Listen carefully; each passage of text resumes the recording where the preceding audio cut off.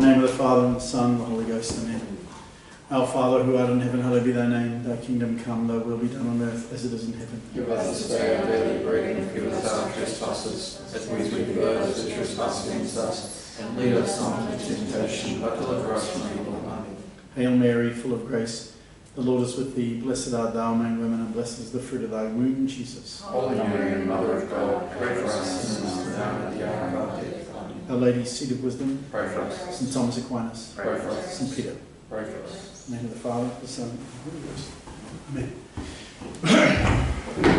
All right, let's get back into these definitions of these key words. We've been looking at the definition of the word evil, and nearly at the end of our summation of what that is. What did our note finish with last week? And thus somehow remember a better state? Is that where we ended? We were talking about Genesis 3, and then Christianity takes even more seriously. Okay, well, how does it, what's the last part of the notes that you took Last there? part of the Small note. children are involved in this double drama. Drama. Sorry? It says that children are involved in this double drama. That was the last sentence. Children It's are around solidarity and salvation, vicarious atonement. Okay, all right. So that means we're at the end of the definition of evil. So now we're going to go to the definition of free will.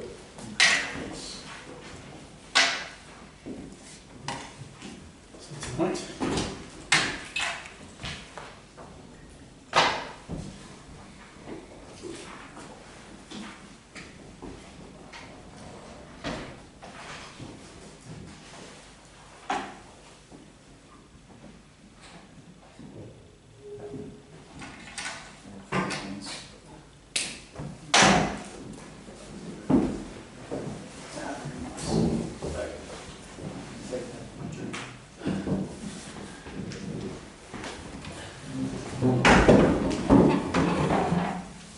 Okay.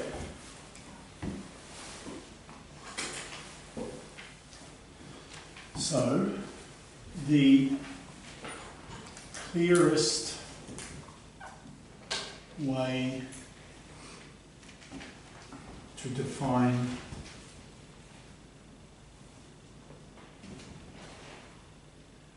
our second crucial term, free will,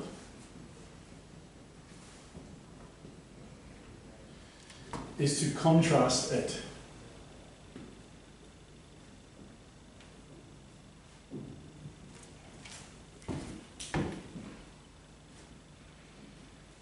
with the philosophy that denies it.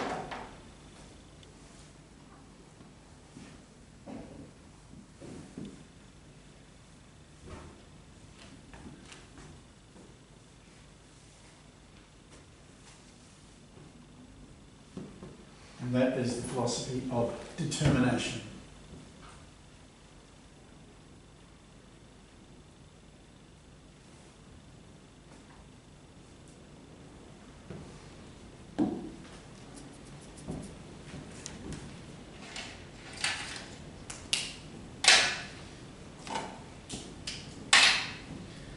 So, according to determinism, everything we do can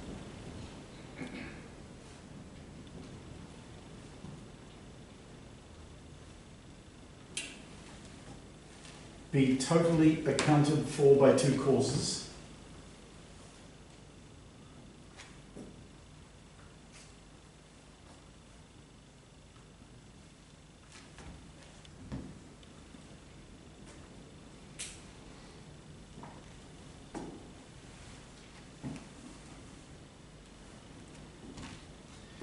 Hereditary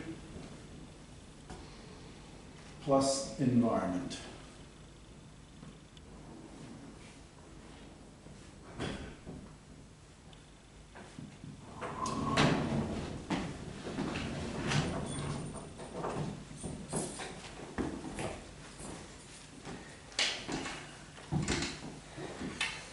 So we're looking into free will. Determinism is this opposite to it all. And they're saying that in determinism, everything that we can do is accounted by two causes. Hereditary causes plus environmental. Free will adds a third cause.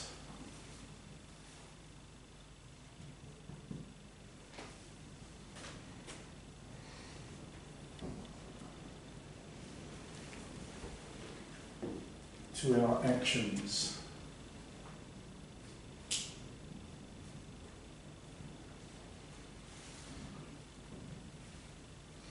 Our wills,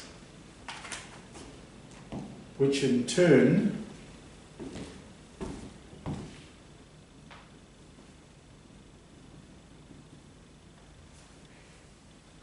are not entirely the result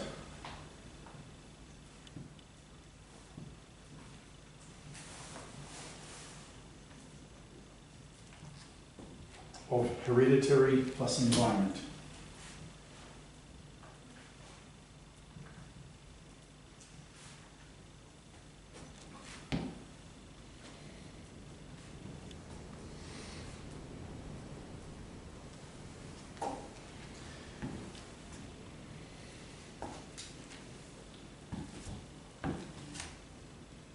The formula for determinism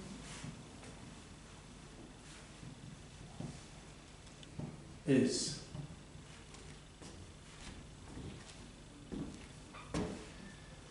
H plus E equals A.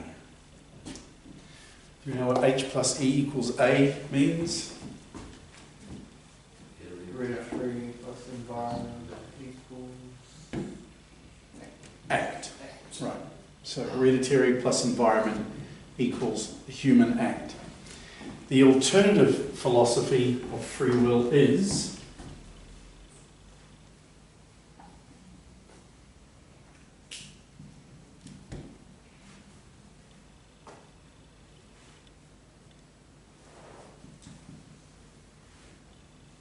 should put that here.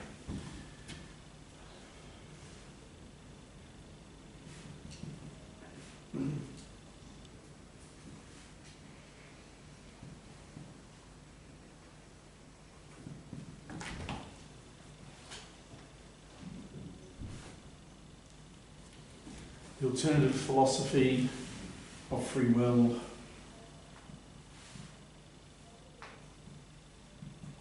is H plus E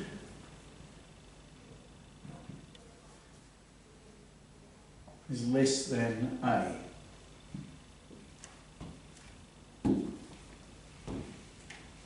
Heredity plus environment together are less than the human act. In other words, there's more. That is, instead,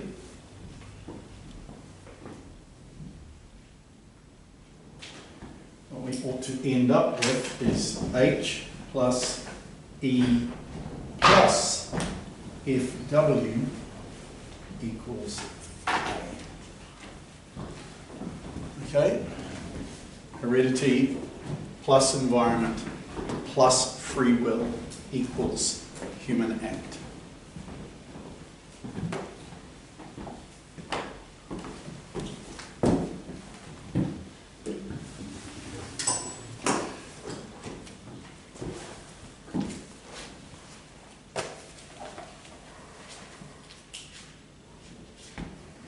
Heredity.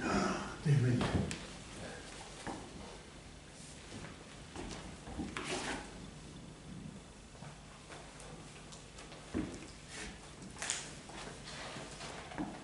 Heredity plus environment plus free will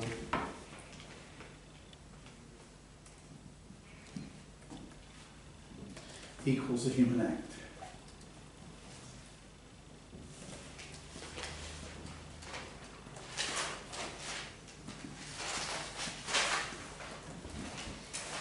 So,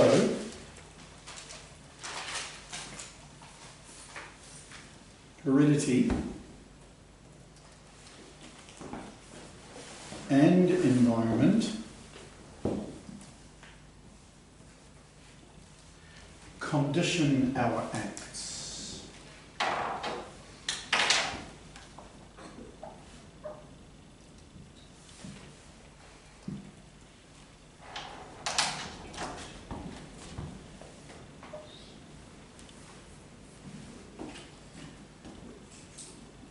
But they do not determine them.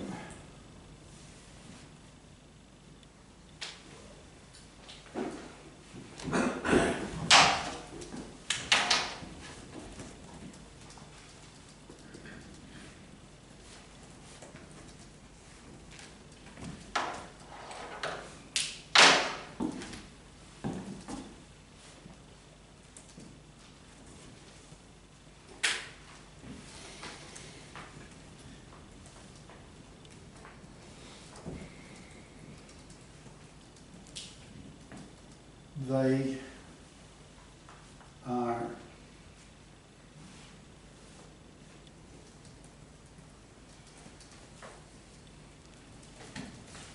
are necessary causes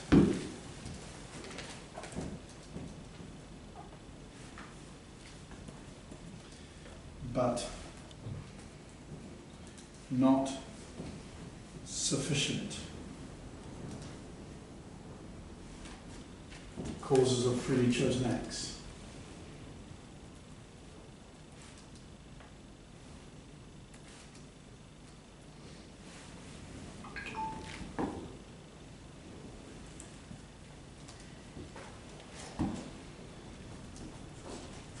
Does that make sense? Heredity, the conditions under which you have been raised, passed on from those in your family, and environment, the places in which you've been raised. So you could choose any one of infinite examples of, let's say someone's a slave owner. Doesn't matter who.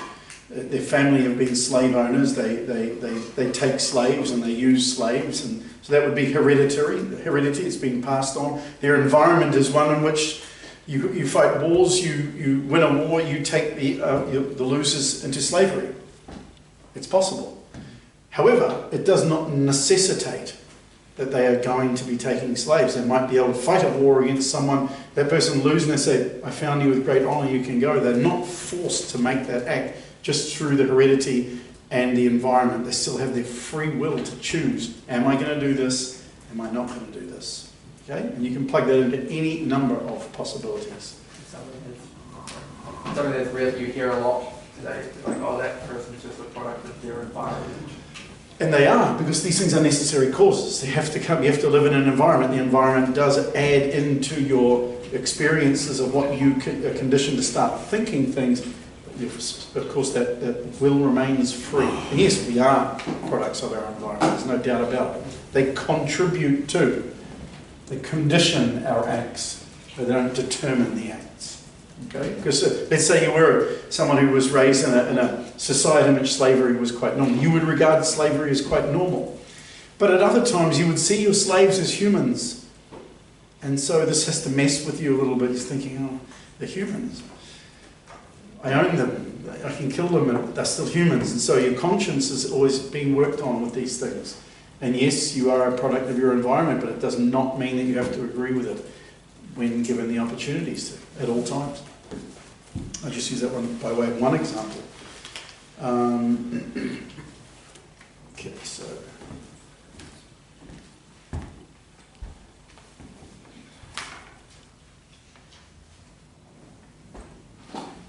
the simplest argument for the existence of free will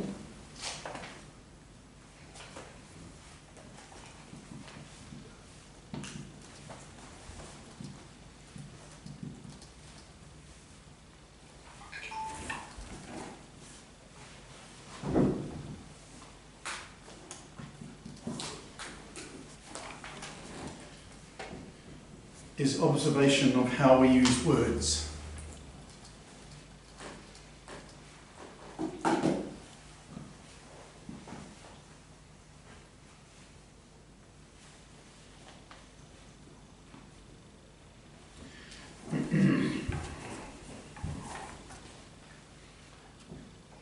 We praise, blame, command, counsel, exhort,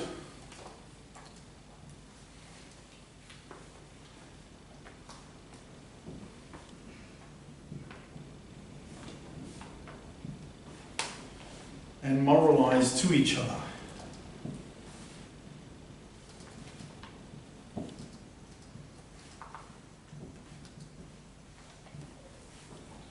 Doing these things to robots is absurd.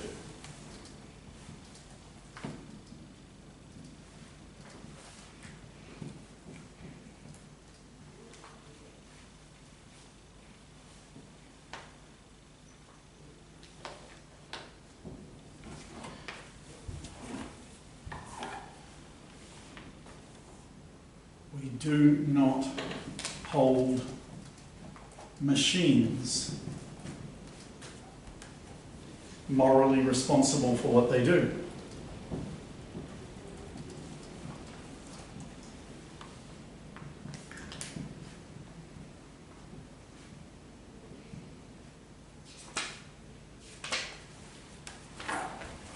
No matter how complicated.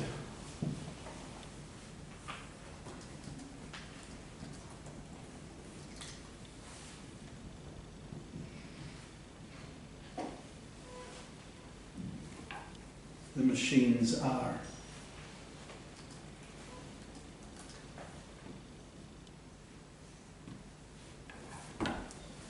If there is no free will,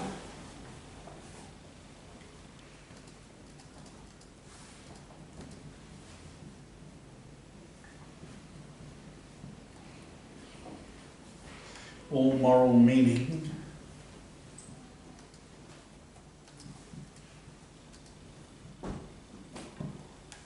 disappears from language.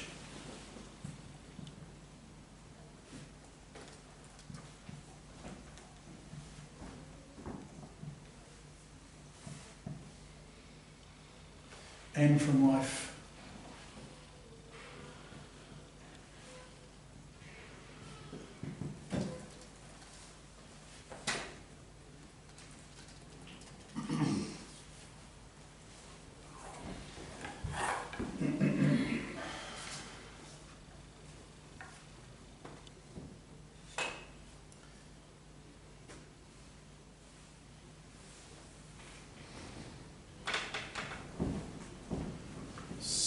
C.S. Lewis. He's got one of the best and clearest ways of expressing the doctrine of free will. Said, if there are other intelligent beings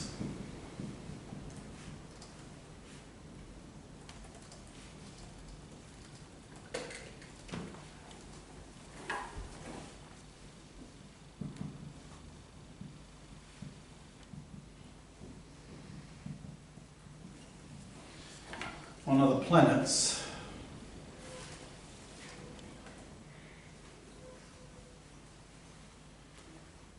it is not necessary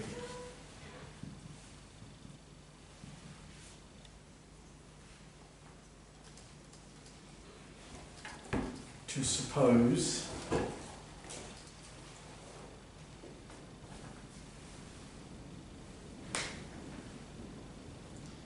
that they have fallen like us.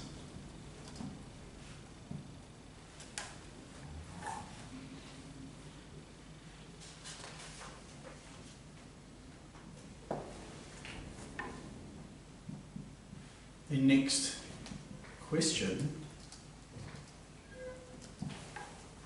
is, why did God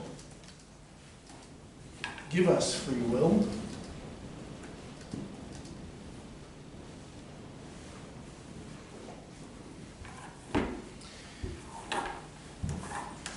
and allow us to misuse it?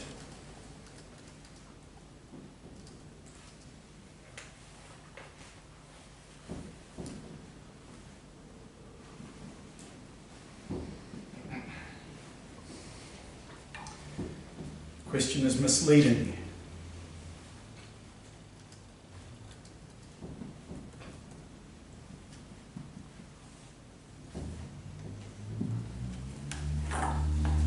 One gives a polish to a table.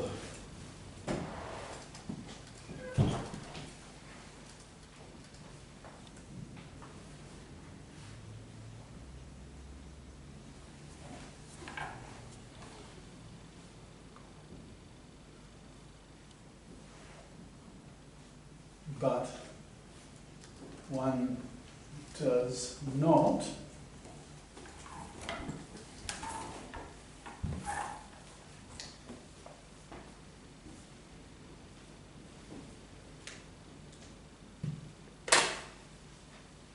give 3 sides to a triangle, or free will to a human.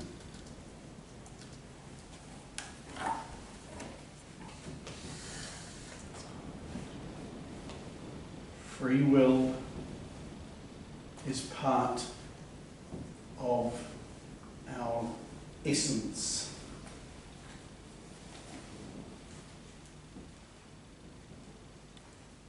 There can be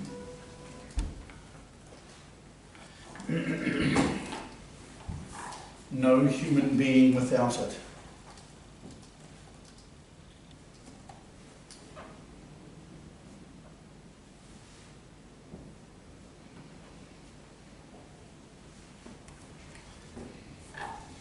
The alternative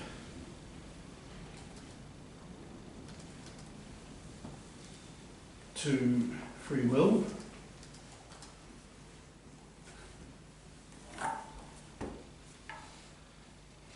is not being a human.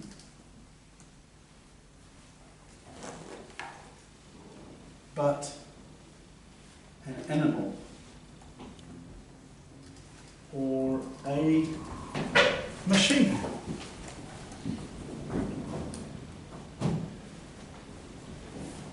So the very meaning of the word human being necessitates free will. If you don't have free will, you're not a human.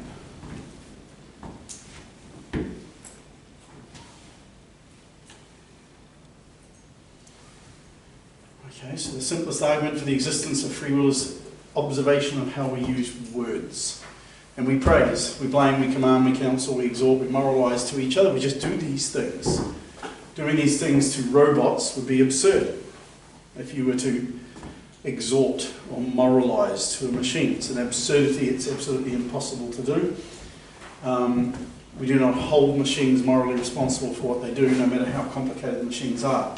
If there is no free will, then all moral meaning disappears from language. We would never have to use praise or blame or something like that because there's no free will. I mean, you don't, in a certain sense, you can praise a dog for what it's done, or you can praise a cat. Blame the cat for tearing up the kitchen. But realistically, the cat hasn't, and the dog hasn't made that decision by means of free will. It's just going to look at you like, what? And yeah, okay, you might come home and the house has been wrecked by the pet, and the pet's standing there knowing they're in trouble, but it's not because they went out and chose it. Oh, I'm just going to do this today.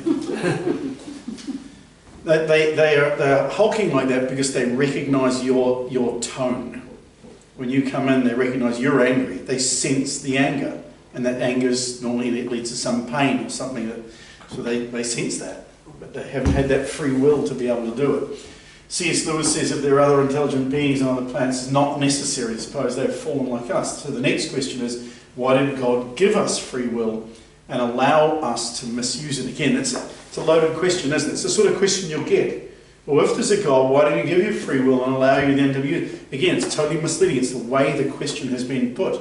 So it's not a case of God giving us free will. God gave us free will. Shouldn't again. Hang on a minute. It's like saying, no, the perfect example is you can't give 3 sides to a triangle. A triangle is, by definition, got three sides. You can't give it three sides because it has three sides because it is a three-sided object. That's why it's a triangle. Okay, so that very idea there, and a human is a creature imbued with free will. Okay, any questions on that? What is the alternative philosophy of free will is blah blah blah, greater than act equals greater than the hereditary environment? Less than. Or less than, sorry? Oh, Yeah, less than. So the alternative to heredity but plus environment equals human act. So this is just the determinism. It's just determined. The way you were raised, the environment that you're in, that determines the way that you're going to act. Or an alternative philosophy is that those two factors are less than the act. So as a result of that, because there's only the two, there's either this one or this one, so that you can't be greater than the act. Your heredity and your environment can't be actually greater than that is the result. So it can either be less than or it equals that. So if it is less than, it actually ends up being this. Yeah, the addition of free will. Father, my question is, I think we've discussed this before as well, but the fact that God knows the ultimate outcome for our life, Yes. that's, I think, it probably is the same kind of way that question there is phrased in a sense. Is the fact that he knows what the outcome of our life is doesn't necessarily mean that we don't have free will. It often comes about when one is considering aspects of the question, and I get this quite a lot in the catechism class with people who are coming back to their faith after being away for a long time, and they get this question, they say, well, hang on a minute, but God knows that's going to happen anyway, and he's still allowed it to happen, therefore how can you answer that? What that means is that they are concentrating on an entire overview of the whole problem of free will and sin and evil in the world. They aren't looking at it as we are. We're looking at it in our apologetics classes. This major question of apologetics is that the problem of sin, the problem of evil. It's enormous. It covers the vast majority of whether or not God exists and how we exist as people. But in catechism, you've just got to teach about sin. And so they're looking at it from sin, or they're looking at it from evil, and so they approach that question just from a one or two or maximum three-dimensional stand, but it's so multi-dimension that you have to have an understanding on the next level up in order to be able to formulate the question properly. Because the question is often the mistake. The answer remains the same all the time. Just the question, because the question is being asked wrong. So how is it possible that God could do this? Well, okay, you've phrased the question wrong. No, I've phrased it right. Well, actually, the question is, it's sort of like, how is it possible that God made a triangle with three sides? Well, he didn't, because the triangle is three sides. It's just the very essence of it. By creating humans, it's necessitated. If we are in his image and likeness, we must have free will. And we're going to get into this in the next. So free will is the second. The first one was evil. The definitions. Free will is the second. We're going to get in. If we have enough time today, we might be able to get through them all, but it doesn't really matter. We get next into omnipotence. So God's obviously omnipotent. So therefore, with all of his power, couldn't he have perhaps given us options C or D or E?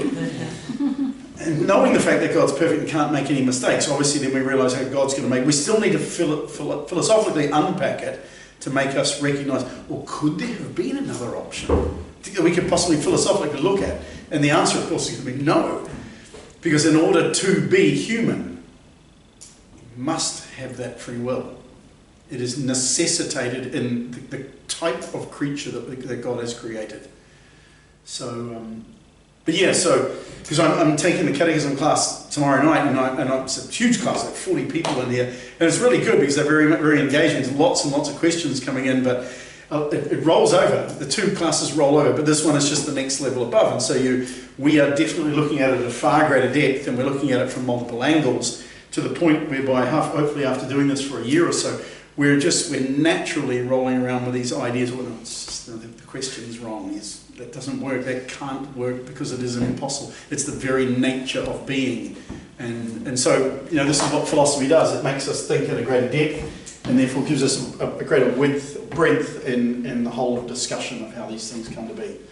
Determinism, that's the problem when someone doesn't understand free will or sin. They just, well, it's determined you're going to hell. God knows you're going to hell, therefore you're going to hell.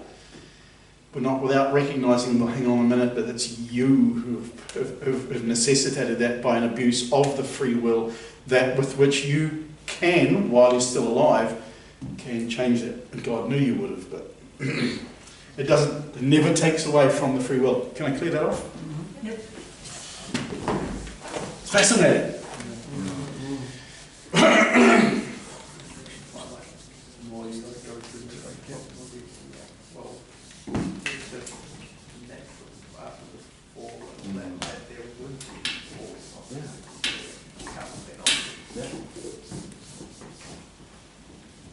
So, free will. Go to the next one.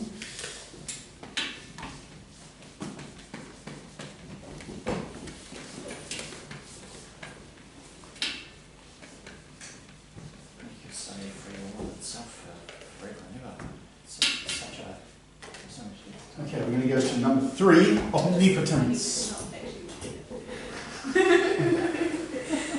We're freely choosing to go into the middle.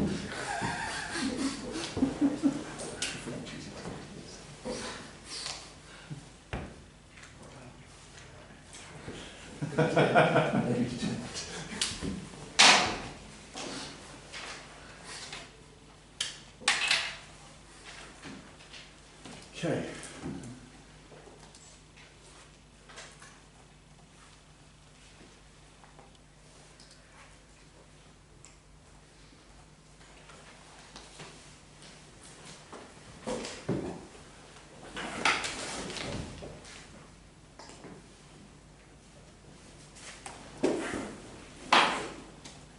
A third term in need of definition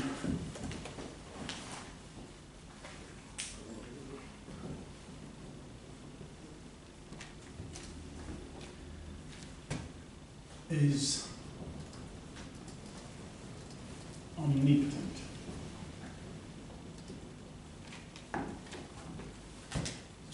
For the problem of evil is the apparent incompatibility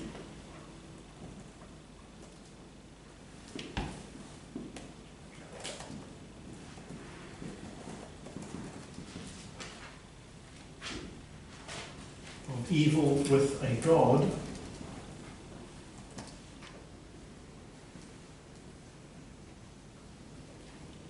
who is all powerful as well as all good.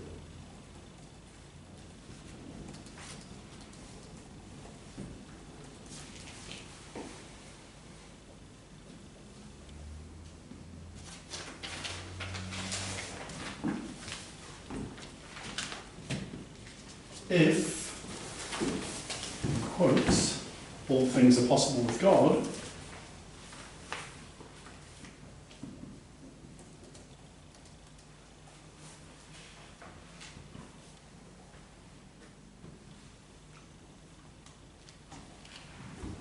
why didn't God create a world without sin?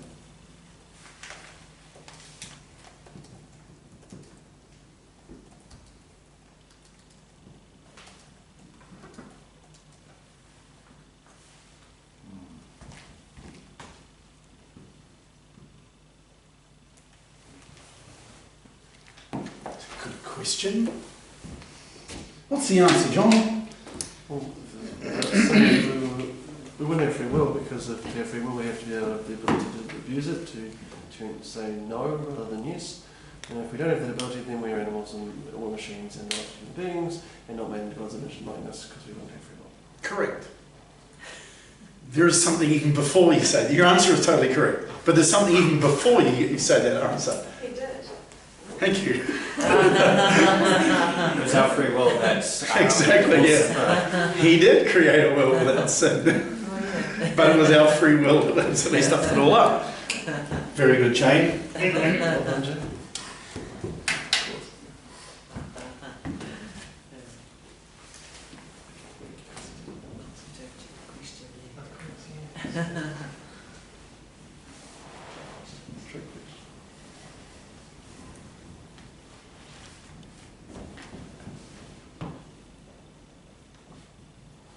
According to the answer is that he did, according to Genesis 1:2.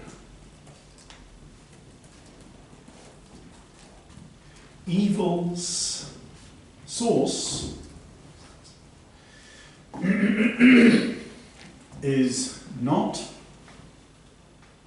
God's power.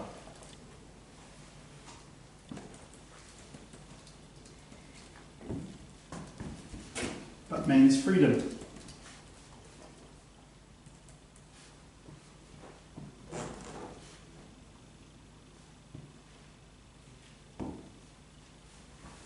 Then, says the skeptic, why didn't God create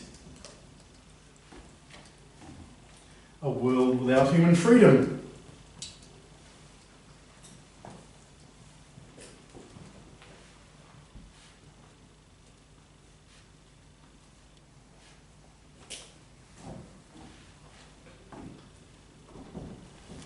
What's the answer to that question then, Danny? Why didn't God create a world without human freedom? The answer is that question is wrong. Okay, in which way is it wrong? Well, there is a world without human freedom. In the Old It's like Mars. It's a planet without human freedom.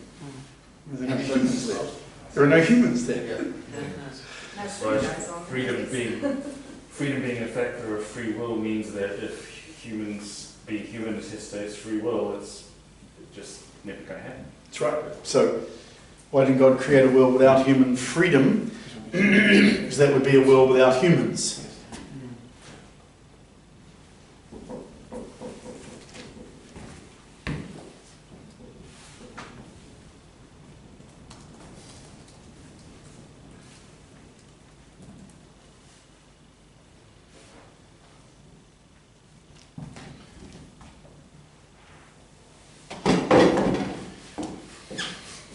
A world without hate.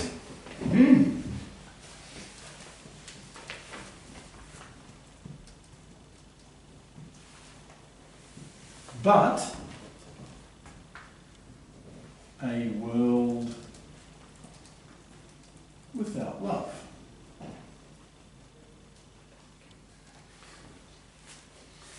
Love too proceeds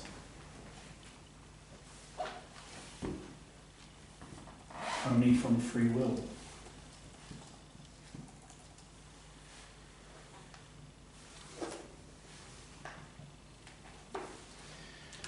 Here's the big one. Oh boys, unpopular this one.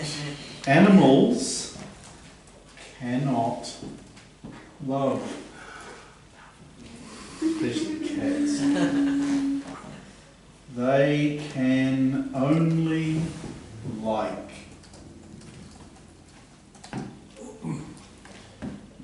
Or be affectionate.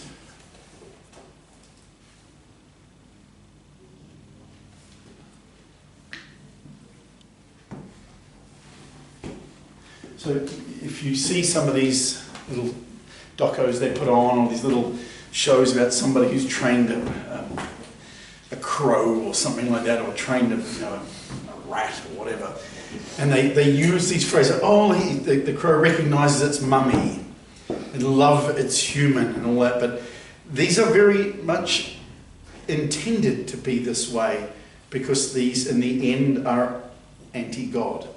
It means that the naturalism behind it all is that this is the real meaning, and that these other words are general. It's the same sort of love that the crow, which has been raised by a human, has for it's human, as they would say, is the same as the love that the child has for its parent. And because they have a similar sort of way, the child is only 5 years old, it can only do certain things. Crow can do the same things. Therefore, it's the same type of wrong, false, totally, utterly false. Because when you include God in laws, you have to include original sin. And you have to include the image and likeness of God. And you have to include the necessity of free will. And so the modern ideals, or modernist ideals, which have caught their way right through the scientific community, mean this has to bring itself over into philosophy, and therefore over itself, and there's an overlap into philosophy and religion, which is all pervading in our schools and our learning institutions. And they'll teach this right up to doctoral level, that they know what they're talking about, and it's a real denial of God. In the end, it has to be an almost pervasive denial of God and God's rights, because the whole denial of the Bible, and the original sin didn't happen, and the Garden of Eden didn't happen, and all this sort of stuff. So there's a real failure of them to understand things on a very, very basic level. I remember Pope Benedict XVI said very early in his pontificate, he said, the problem in the world is a problem of epistemology. We're failing with our language. We have the ability to recognise the meanings of words and how they apply universally or particularly. Because if you go through a university and you could get an incredibly high IQ, you get all sorts of degrees and doctorates and all the rest of it, if you're failing on the fundamental level of the meaning of language and the basis of all of these things, then eventually the whole thing has to collapse. It's like a house of cards. Or building a large skyscraper on sand. Eventually it's got to collapse. And so it's a real problem, intellectually speaking, in our society today, is this failure on this fundamental level of philosophy and epistemology. I've got a friend who's doing some philosophy papers at the moment at university. And he's 60 years old, very intelligent guy who earns a lot of money, works in a very, very high-powered business and makes vast amounts of money for companies and stuff like that. So he's a really smart guy, lived all around the world. And so it just as a way of broadening his knowledge, because we would sit around and chat sport and rubbish, and sometimes we'd talk religion. He's Catholic, and I would start to raise the bar onto a philosophical and theological level. And he would love it. It's really got me thinking about this. So he asked these good questions. So he decided he would go and take this philosophy course at university. And he's smart. And so he says, that we were talking about it the other day, and he goes, there's something wrong with what they're teaching. I'm starting to disagree with them. And I said, on what level? And he says, it's this fundamental level that they're saying, this is this way. And I'm sort of thinking, I'm 60 years old. I've lived a long life, so to speak. And that's not a universal term that you're using. It's not. Because my experience as a human being tells me that that's not a universal term. But if you're an 18-year-old in that philosophy, we know all this stuff. Our parents don't know. We know. And so he's not even applying this on a religious level. He's applying it on a level of intellectual experience throughout his life. And he's saying to me, he said, I can't really get my finger on it. And so I said, well, give me some examples. So we started talking about it, and then I would just go, aha, right, fallen human nature, bang, bang, bang, bang, bang. And he was just going, okay, all right, slow down. You give me enough there to sort of like write 10 essays, but say that first one again. And he was going, okay, that doesn't apply. They don't even consider, that's not part of the equation. And I said, but it's part of being a human. He goes, yeah, but I keep thinking that. To be part of a human means you have to have this fundamentally, and yet they are sort of stepping over it as if to say it begins at the next step, but it can't. Mm-hmm. So this is all pervasive. His professors don't know anything about where he comes from, what his background is or anything. And as a 60-year-old, he's able to really question the root core of what they're teaching in a philosophical class. And he says, it's very, very good. And I said to him, you really probably should do Logic 101. I said, do they teach logic? And he said, I think they do. He said, but I've sort of come in the second round, and I didn't start off with these other things, but who knows what their logic's like? How can you misteach logic when you can? I mistaught ethics. I did ethics 101, and it was, relativism is the way to go, man. He's facing that because they are bringing some ethical questions out there now, and he's sort of saying, because they were sort of suggesting that there is no actual line. There's no truth Yeah. in ethics. But of course, yeah, once you're a little bit older, you recognise, no, hang on. So I said to myself, well, do you think they'll get into sort of like major ethical questions and some moral questions? And he goes, yeah, I'm assuming that. Well, I said, if you really want to chuck something at them that they will not be able to handle, I said, oh, we can sit down and we have a talk about the death penalty, because that's the one that absolutely flips them out. And I think go over the top. That's absolute, because the justification for the death penalty is far stronger than the justification for removing the death penalty. And this has to be on an ethical, moral, and logical scale. Because, you know, if you've got somebody who's caused the deaths of 10 million people, then is it just to spend $2 million a year keeping this person alive for the rest of their life? No. And especially when they are saying, well, I don't care what I've done. You know, I did what I did, and I'm free to do that, and you have to give me my internet access, you have to give me... I mean, that especially when we look, and I'll just give a prime example of this, is that Anders Breivik. And Anders Breivik was the Norwegian gunman who killed 100 kids or whatever it was, and they made a movie about it. But Anders Breivik was completely and utterly knew what he was doing. Absolutely no insanity whatsoever. He went over there. These were the kids who were children of the left-wing political party in Norway who had brought in immigrants, and so he thought this was bad. So he went, and he, cold blood, he killed nearly 100 children. High-powered weapons. And when the police came, he said, all right, here I am. So then when he came to his arraignment and all the rest of it in court, he demanded his rights, and he got them.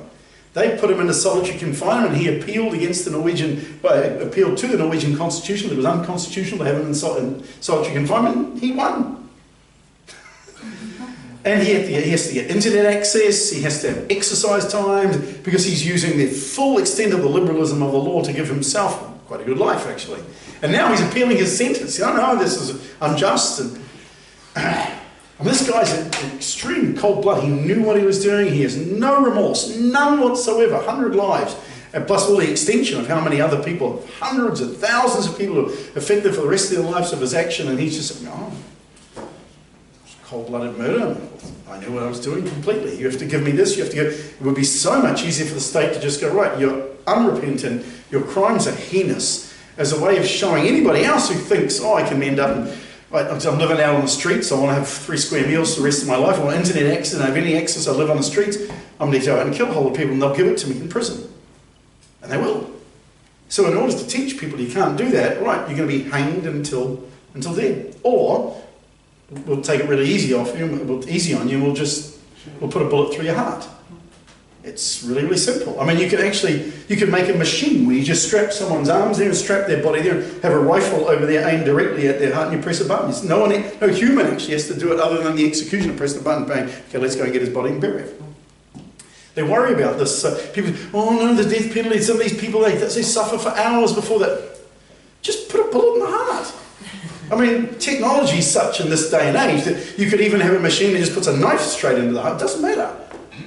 But again, the justice of it and the reason for it, and therefore by teaching people, right, there's a line, you cross that line, we will take your life. And therefore you'll go to the just judge, which of course is the main reason for it all, because society has said you are such a danger to society, and if you stay in the society at a cost of millions to the society, you're going to influence other people just the fact that you're alive. You can get away with this. You get 3 square meals a day, you get exercise, you get this, you get that. Right, so we're just going to send you to the just judge. That's it. Your time's up. In other words, tick, tick, tick, tick, tick, tick. And as we all know, those who know the moment they're going to die have far greater chance of actually being able to recognise, oops, went too far here. How much longer? 10 minutes. And they start thinking. Anyway, so how did I get there?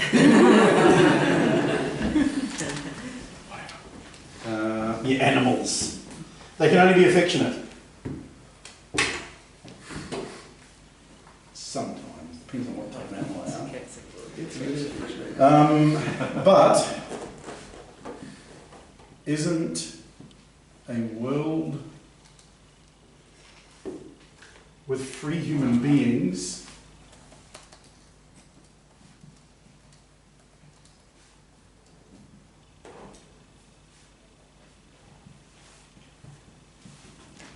but no sin possible?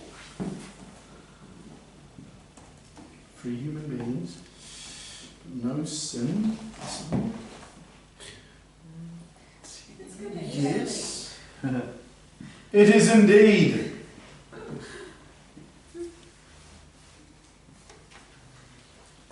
And God created just such a world.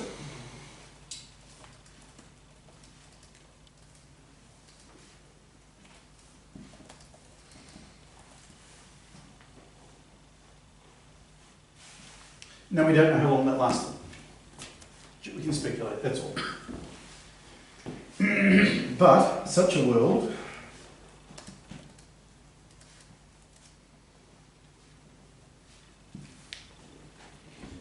in which no sin is freely possible,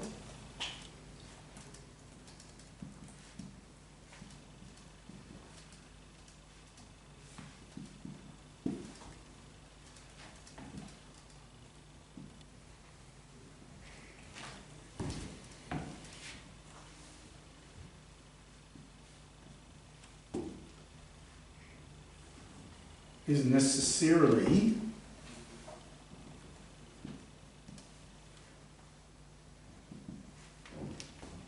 a world in which sin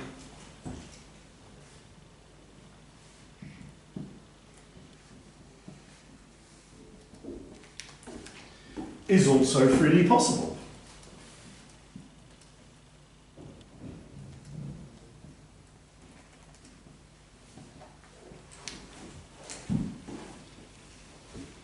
It's such a philosophical phrase.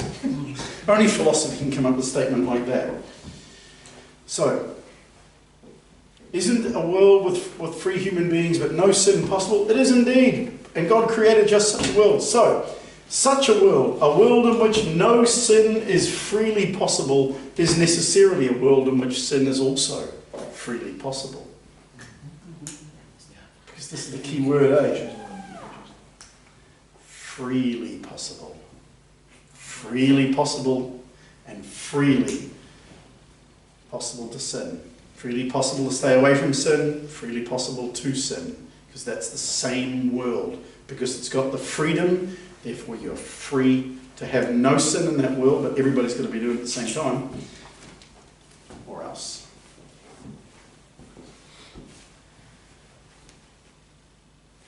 And if there are human beings at all,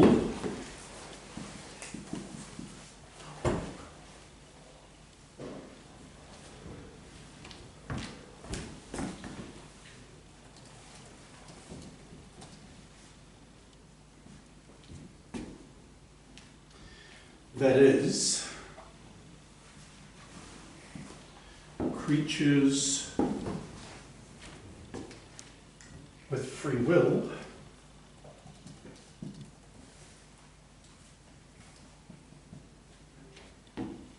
then it is up to their free choice.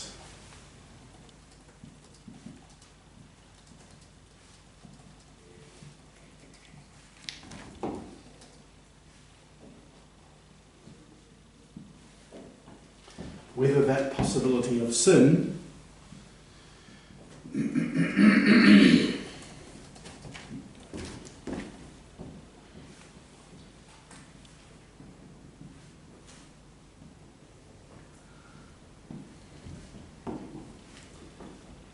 is freely actualized or not.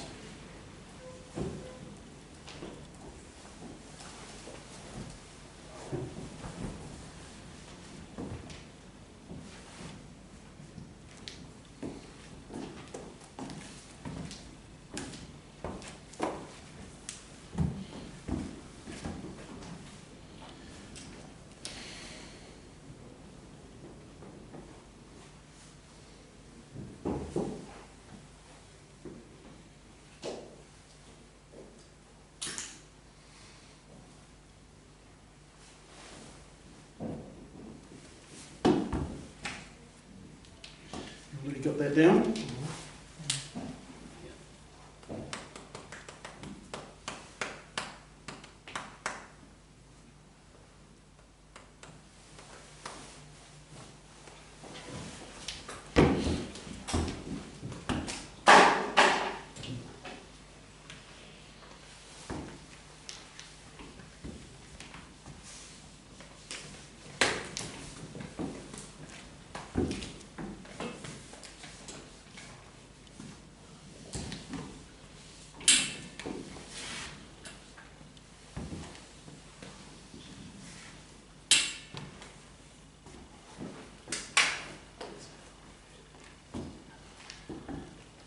To put it another way,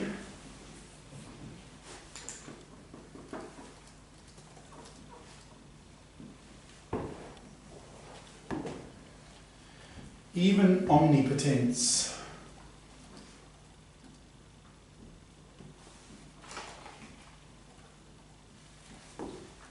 could not have created a world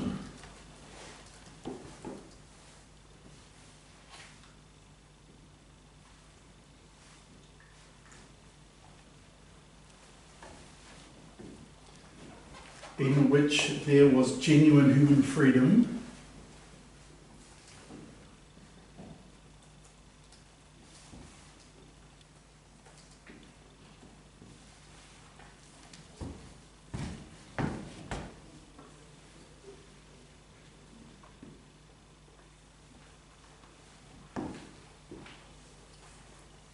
and yet no possibility of sin.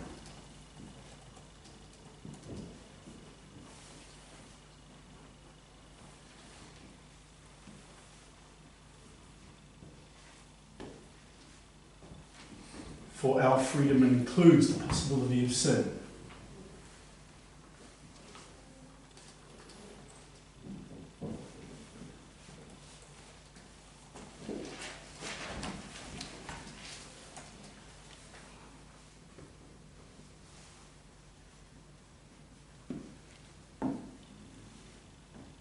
Within its own meaning.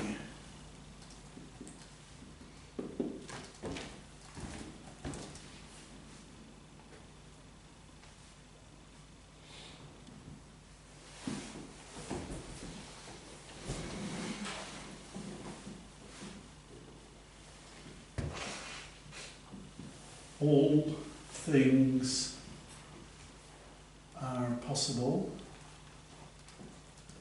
with God.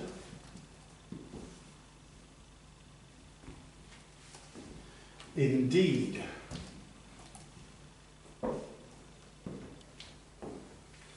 but a meaningless self-contradiction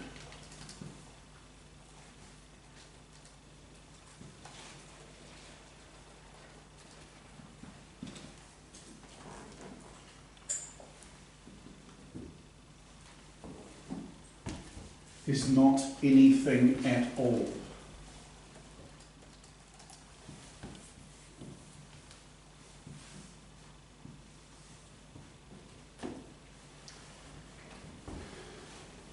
One such meaningless self-contradiction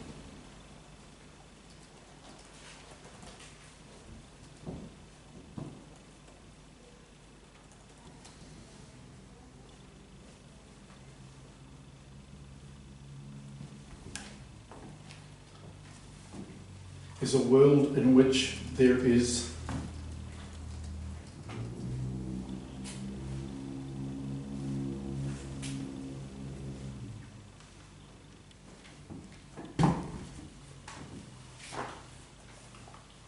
real free choice,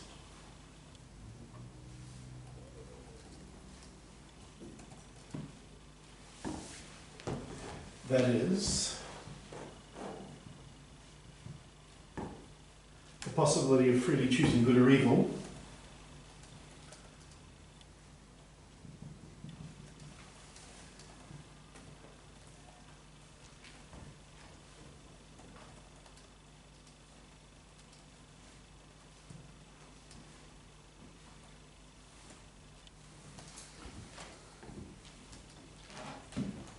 and at the same time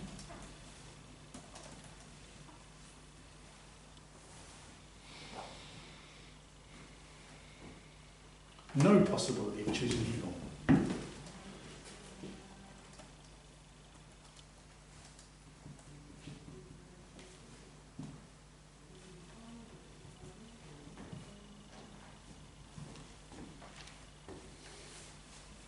To ask why God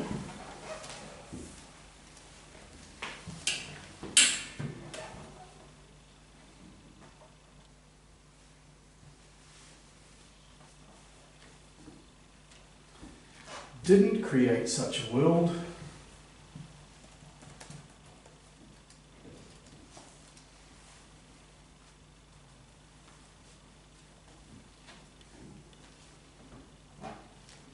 is like asking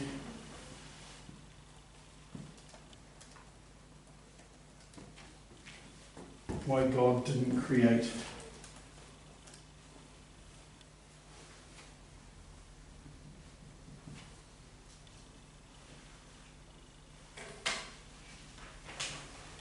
colourless colour.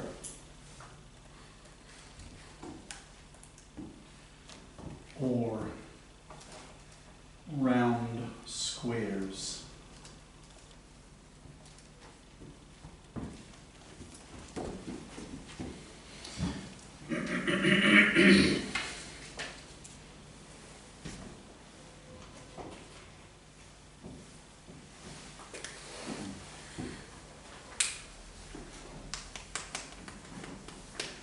That important line, our freedom includes the possibility of sin within its own meaning. The meaning of freedom means that there is the possibility of sin because we are intellectual and rational creatures.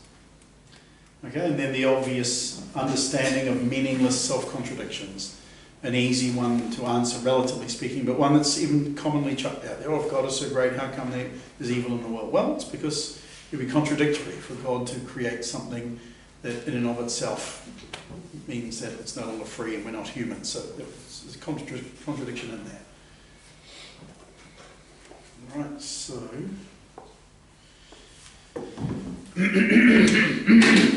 it is a misunderstanding of God.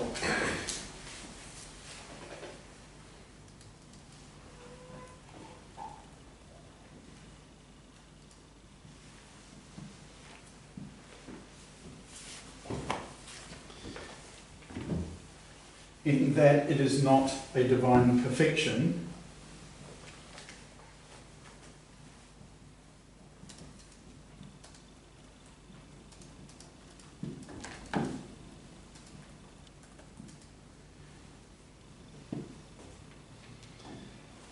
to create or perform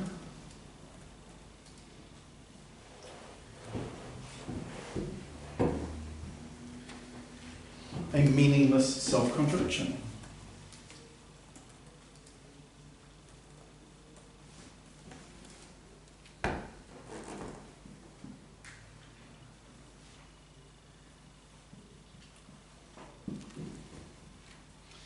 It is rather God's consistency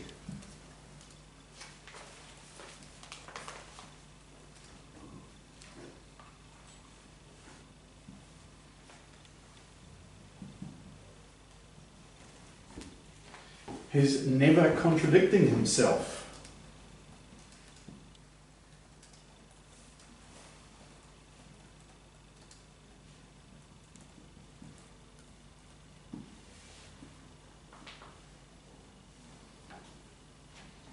That is a perfection.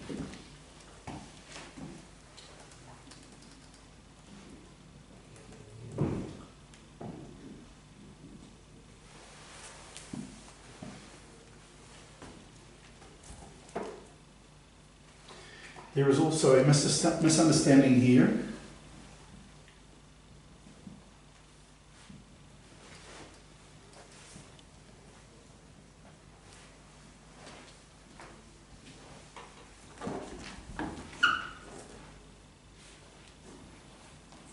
Of what logic means.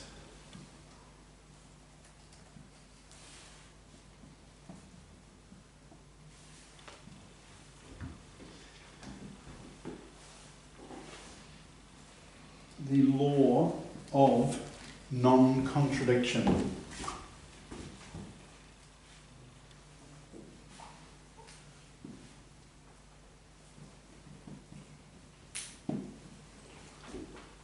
Is not our logic. I remember travelling somewhere once and I pointed out something, it was contradictory, and I said, but that's contradiction. I said, that's part of logic. And the person said, oh, that's your logic, that's your Western logic. And I thought, no, logic's logic. 1 + 1 = 2. Well, not in our society. What? Insanity.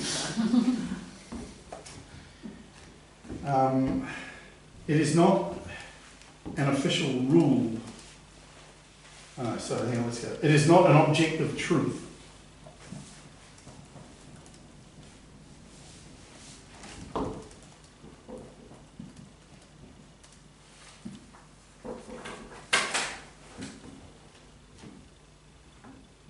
About everything.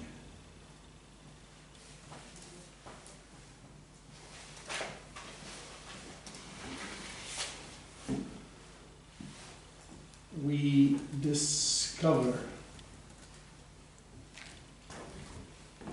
it.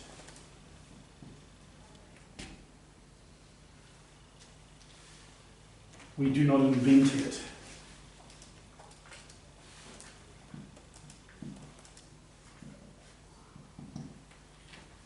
Nor is it a mere tautology.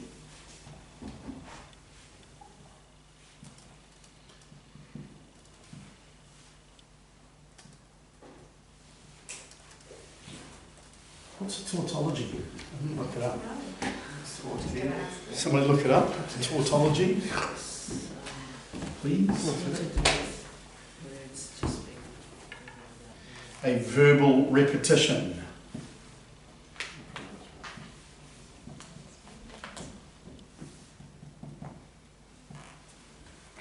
It's like Saying of the same thing twice over in different words, X equals X. generally considered to be a fault of style. It is a universal. The logical statement is true by necessity or by virtue of its logical form. That's the second. Eternal, objective truth about all reality.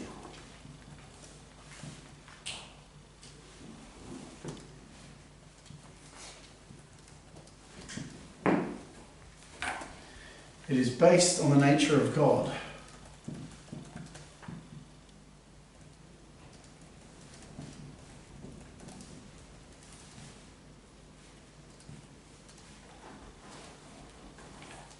As one and identical.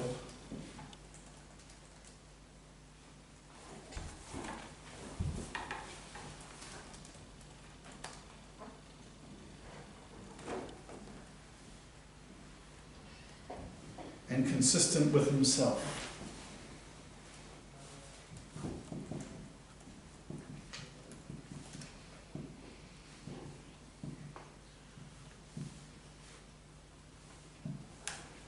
To relativize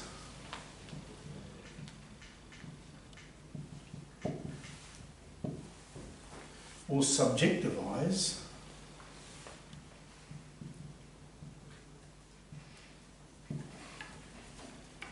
or humanize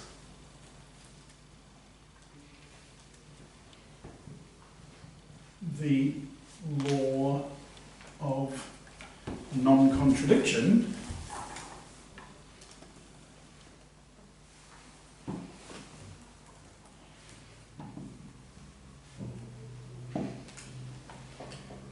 is to demean a divine attribute.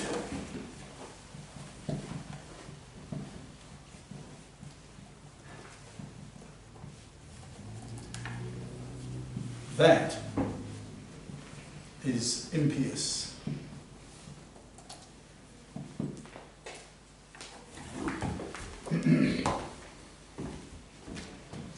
So like I said, these philosophical concepts, eventually they have to take on a nature of an absolute. They have to take a non-contradiction. There's a law of non-contradiction.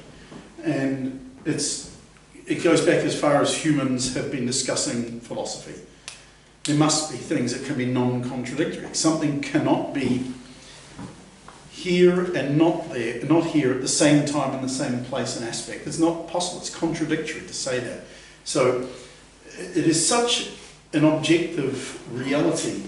It's eternal, universal, objective truth about all reality.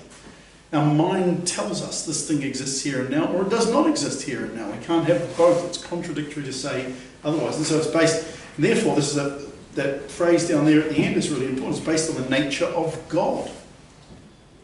The fact that we can understand, the fact that we have an intellect, the fact that things exist, the fact that we perceive them to exist, and therefore that's identical and consistent with himself.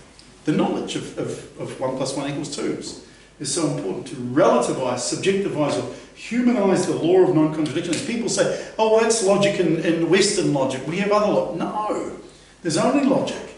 And this is a common trait that people start using in this day and age. Again, it's a way of removing God from objective truth and absolute truth, and therefore it's impious. It's the divine attribute of God, that God is true. And so too is this idea of non-contradiction. Any questions on that? I just wondered, it is not an objective truth about everything. Is that right? Yeah, so what exactly is non-contradiction? It's not an objective truth about everything. This is right, there's an objective truth about that. It's more than that. We actually discover this non-contradiction. It's part of our reason. We don't have to sit down and go, all right, that's because that's an objective truth about that, therefore we know it's that way. No, it's not. It's intuitive to us that things are non-contradictory. It's just the idea of non-contradiction. We would not describe it as the objective truth about everything. That's not what non-contradiction means. Non-contradiction is innate in that it's logical. And it always applies in all places and all times, that it's something, therefore, that we do not invent this. It's not just a mere tautology by saying, well, 100 equals 10 times 10. Yes, of course, 100 equals 10 times. It's not just a game in which you're playing with words. It's not a verbal repetition. It's like x equals x. It's something far bigger. It's a universal. It's always applying. It's eternal. It always has applied. It is objective truth about all reality, but we don't say this is our definition of it. I mean, I know it's not an objective truth about everything, but it is also an objective truth about all reality. One is a definition. I think that's what they're trying to say there, because he's trying to define it and saying, all right, this is how it can be described. Let's see.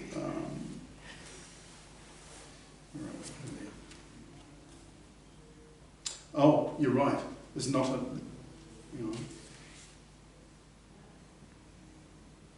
Oh yes, because I took one line. It is an objective truth. Sorry, my bad. Well picked up. Thank you. I skipped the line in there.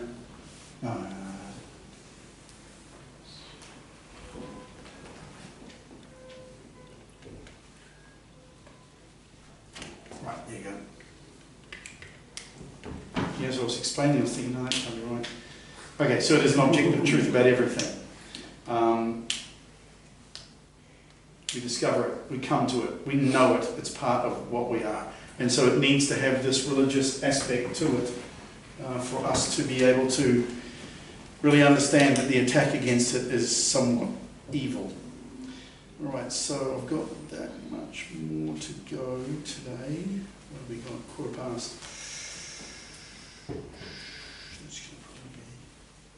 I might almost end there today because we've still got more to go on omnipotence, and then next week we will go into goodness and happiness in order for us to get all of these down.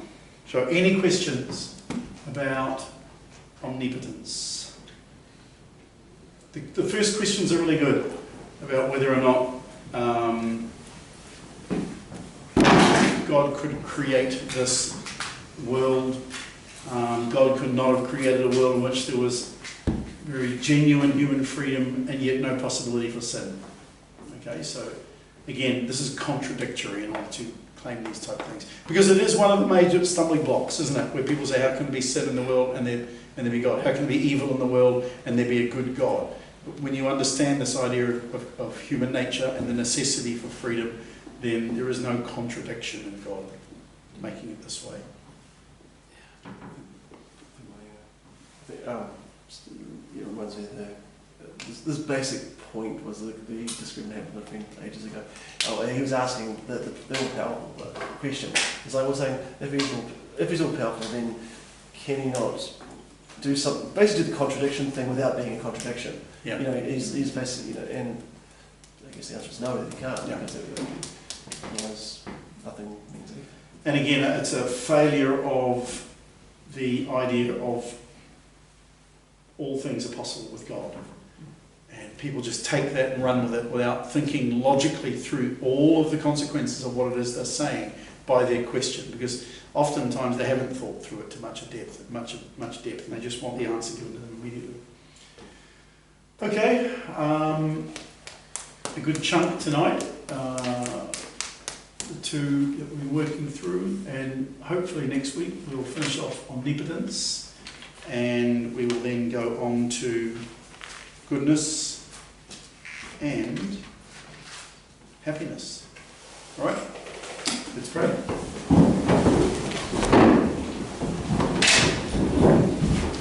In the name of the Father, and the Son, and the Holy Ghost. Amen.